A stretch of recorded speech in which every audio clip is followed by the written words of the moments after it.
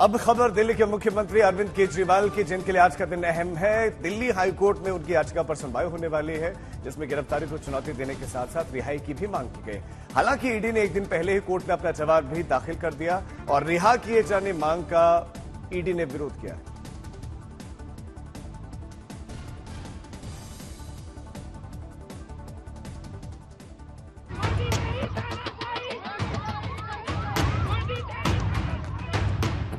मंत्री जी जो ये कर रहे हैं ये देश के लिए अच्छा नहीं है। क्या केजरीवाल को मिलेगी राहत, या तिहाड़ में सलाखों के पीछे ही रहेंगे मुख्यमंत्री? इन सवालों का जवाब आज मिलने की उम्मीद है। शराब नीति घोटाले को लेकर हाईकोर्ट में सुनवाई होने जा रही है। अदालत केजरीवाल की याचिका पर विचार करेगा। अदालत ने पिछली सुनवाई में ईडी की दलील को कबूला था कि उसे अपना जवाब दाखिल करने का मौका मिलना चाहिए। अदालत ने मौका दिया।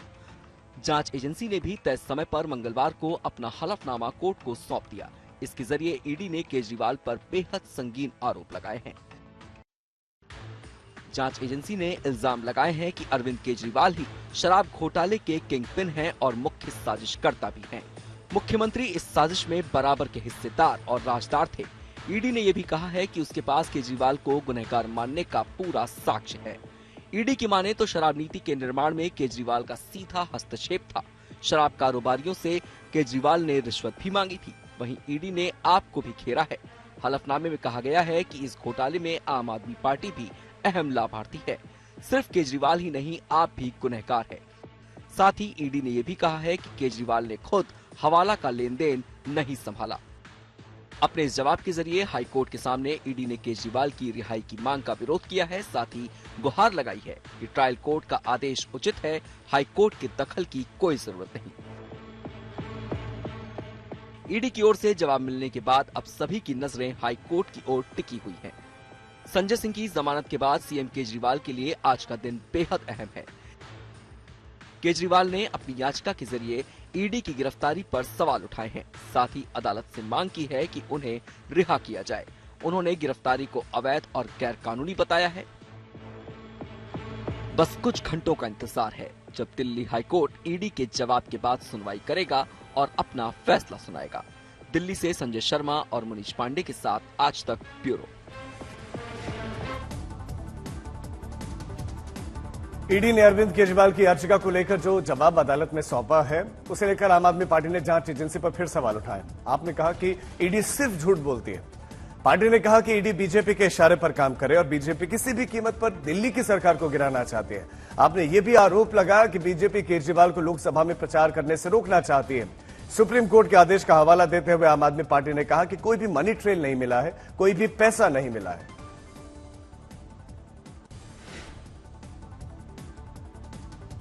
केजरीवाल के लिए अहम दिन है तो संजय सिंह के लिए भी आज का दिन खास है। उनकी रिहाई तिहाड़ जेल से हो सकती है। दरअसल कल ही सुप्रीम कोर्ट ने उन्हें जमानत देने का आदेश दिया और साथ ही कहा कि जमानत की शर्तें निचली अदालत तय करेंगे। उन्हीं शर्तों को लेकर आज दिल्ली के राउज एवेन्यू कोर्ट में सुनवाई होने वाली है। फिलहाल उन्हें दिल्ली के ILBS हॉस्पिटल में भर्ती करवाया गया है, जहां पर वो सुबह करीब 11 बजे डिस्चार्ज किए जा सकते हैं और उसके बाद से उन्हें तिहाड़ जेल ले जाया जाएगा। फिर वहां पर अदालती ऑर्डर की कॉपी जेल प्रशासन को मिलेगी, जैसे ही उनकी फिर रिहाई हो सकेगी और उम्मीद है कि दोपहर करीब 2 बजे तक उनकी रिहाई भी हो सकती है। दिल्ली शराब घोटाले में आप सांसद संजय सिंह को सुप्रीम कोर्ट से कल बड़ी राहत मिली। कोर्ट ने लगे हाथ यह भी साफ किया कि संजय सिंह को मिली जमानत को नजीर न समझा जाए। मतलब ये कि इस आदेश के आधार पर दूसरा आरोपी ऐसी ही राहत का दावा नहीं कर सकता। संजय सिंह के वकील ने कोर्ट को आश्वस्त किया कि वो इस केस में अपनी भूमिका को लेकर जमानत पर रहने के दौरान कोई भी टिप्पणी नहीं करेंगे।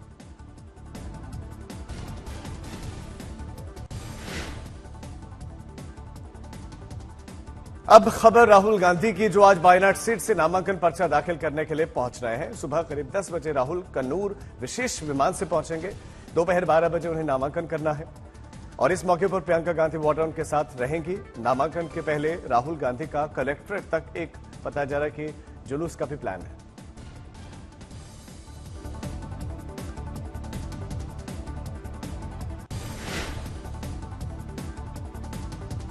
आज भी प्रधानमंत्री मोदी के चुनावी कार्यक्रम तय है। आज वो उत्तर प्रदेश की 10 लोकसभा सीटों के लिए रैली करेंगे।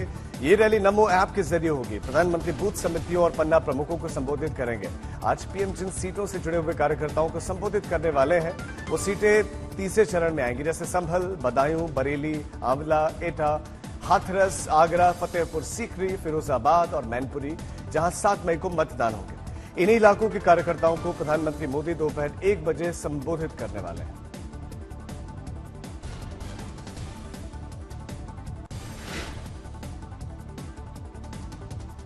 अब खबर आरजेडी से जुड़ी हुई सारण सीट से लालू प्रसाद यादव की बेटी रोहिणी आचार्य ने अपना चुनाव प्रचार शुरू कर दिया है। कल वो पहली बार चुनाव प्रचार में उतरी और इस दौरान बड़ी संख्या में आरजेडी के समर्थकों ने उनका स्वागत किया। रोहिणी ने भी उनका आशीर्वाद लिया और भरोसा जताया कि उनकी जीत तो पक्की है। लगे हाथ उन्होंने परिवारवाद के सवाल को लेकर बीजेपी पर निशाना साध दिया। एक परिवारवाद का टैग बीजेपी लगाती है, क्या कहेंगे बीजेपी? लगाने दीजिए ना, हम तो बहुत प्राउड हैं कि हम लालू यादव की बेटी हैं, राबड़ी देवी की बेटी हैं। अब बाकी लोग का तो कोई परिवार है ही नहीं, मुझे तो मालूम है। एक मिनट, अच्छा एक महिला है, बैठ कर आशीर्वाद नहीं अपन बेटी बहन गए। आप बनी रहिएगा तो हम भी बने रहेंगे। हाँ, स्वस्थ रहिए। ठीक बात। अब कुछ अन्य खबरें जो चुनाव प्रक्रिया के बीच में दिलचस्प हैं। इन दिनों प्रचार जोर शोर से चल रहा है। प्रत्याशी और बड़े बड़े नेता अपना पूरा दमखम लगा रहे हैं। उन्हीं में से कई नेताओं की अनूठी तस्वीरें भी दिख रही हैं।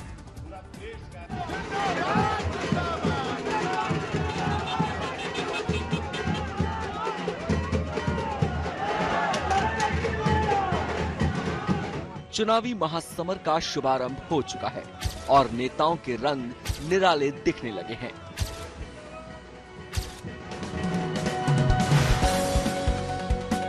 ये पहली तस्वीर देवघर से आई है। सांसद निशिकांत दुबे प्रचार अभियान में उतरे तो चाय की दुकान में घुस गए। वहां खुद ही कड़क चाय बनाई, फिर कुल्हड़ में परोसकर जनता को पिलाई।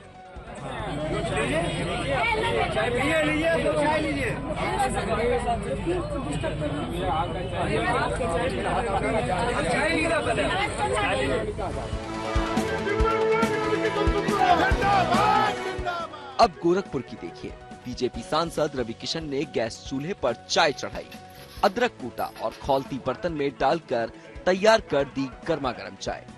और पूरा देश कहा था, पूरा देश कह रहा है कि मोदी जी इस बार 400 पार, भारतीय जनता पार्टी, अरे कोई खोना नहीं चाहेगा मोदी जी।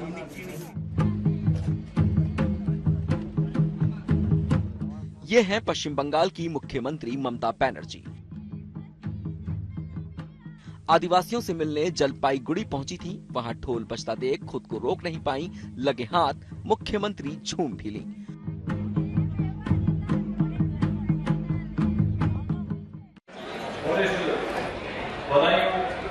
अब अगली तस्वीर बदायूं की है, जहां की सांसद संघमित्रा मौर्य का टिकट बीजेपी ने काट दिया है। कल जब मंच पर आई तो सांसद का गम दिखा, उनकी आंखें डबडबा गईं।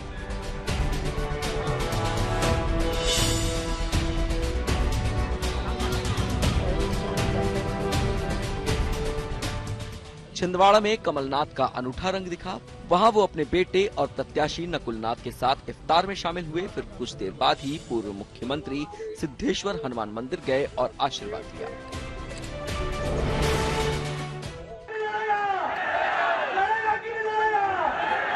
उधर दामों से कांग्रेस प्रत्याशी तरवार सिंह लोधी कल फूट फूट कर रोते दिखे। मौका नामांकन का था। जनसभा में लोधी रोए तो जीतू पटवारी ने उन्हें गले लगाया और शांत करवाया।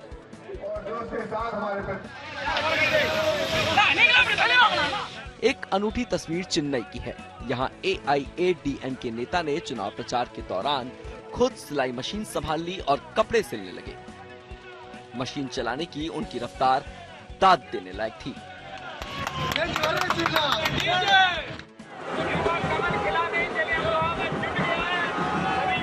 यूपी के अमरोहा में बीजेपी प्रत्याशी कंवर सिंह तंवर 1 अप्रैल को नामांकन करने गए।